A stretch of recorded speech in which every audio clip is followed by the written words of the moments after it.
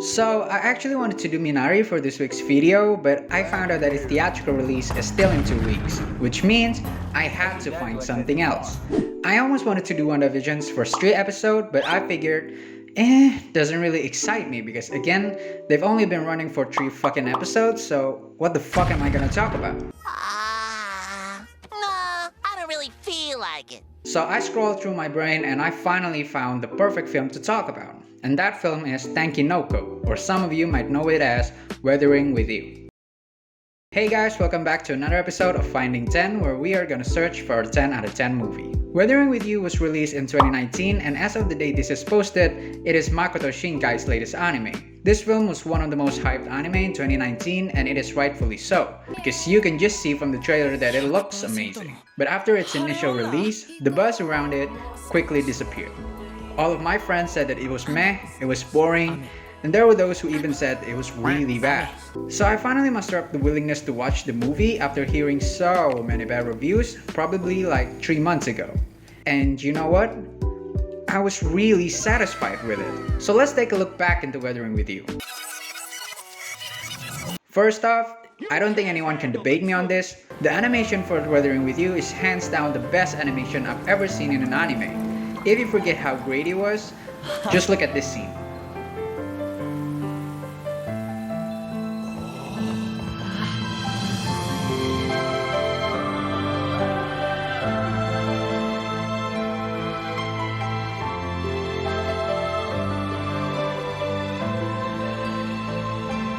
Second, the story was way better than what most people describe.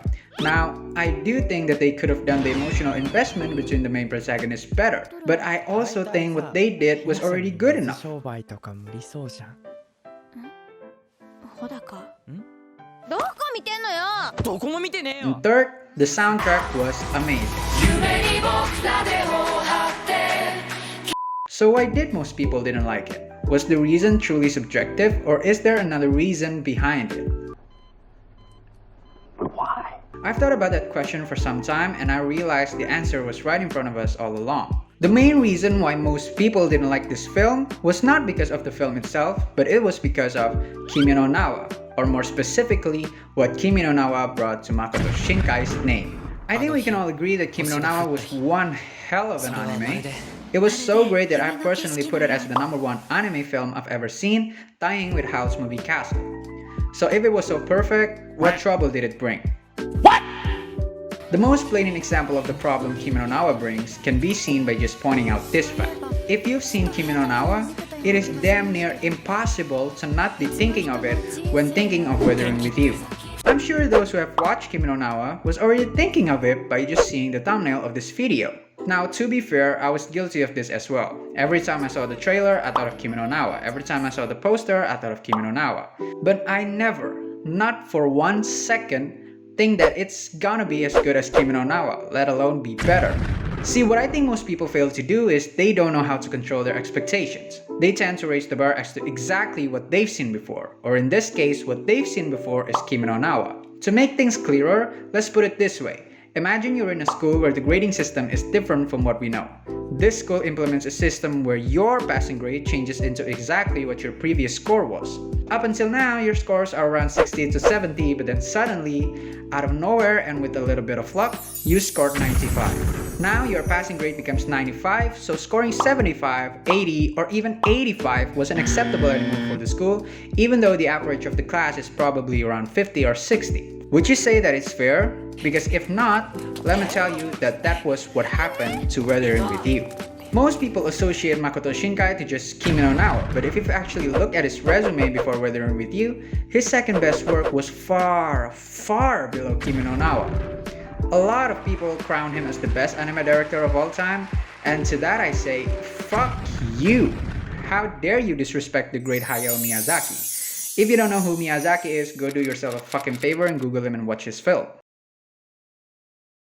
With that sentiment, it felt like the whole world was expecting another Kimi No Na Wa, if not better, out of Tenki no Ko, which was possible, but the probability of that happening was around 5%, I would say, because again, Kimi No Na Wa was the anomaly of greatness. Now, why is our expectation such a big deal? Because I believe how we perceive a movie is greatly influenced by our experience when watching the film. Andre, Big. don't shh me. I'm shushing you. That's why people love to watch shitty horror movies even though they knew walking into the cinema that it's gonna be shit. So when you walk into Weathering with You expecting another Kimi no Na wa and it turned out to not be what you expected, the experience you get was disappointment. And that automatically makes you perceive the movie as worse than it actually is. Now we've actually seen this phenomenon countless of times: Age of Ultron, Game of Thrones Season 7, not Season 8 because it was pure shit, WandaVision's first 2 episodes, and etc. where they got so much hate because people were putting stupid expectations on them. So if there's any of you who perceived Weathering with You as a meh film, ask yourself this: does the reason for that have anything to do with Kimi no Na wa? Because if so, I suggest you rewatch Weathering with You and try your best to not think of Kimi no Na wa in any way. I guarantee you, the film will be so much better.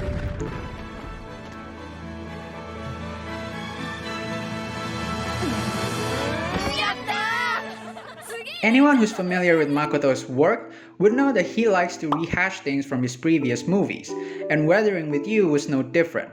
I purely believe that if Weathering with You was released before Kimi no Na wa, it would have gotten way more appreciation than it did because Makoto rehashed a lot of things from Kimi no Na wa. The story is basically the same, and there's even one scene that was identical. ひなさんひなさんひなさん忘れちゃダメな人、ひなさん忘れたくなかった人、ひなさんそこにいるのひなさん I give Weathering with You a score of 8.2 because again, the animation was the best I've ever seen in an anime, the story was better than most, and the soundtrack was amazing. That's it for this week's video. If you enjoyed this video, click the like button, drop your thoughts on Weathering with You in the comment section down below, and I hope this video can be a lesson for us all on how to control our expectations. Because when we expect too much, we are actually hurting our own experience of the movie. ひなさんに動かされてしまう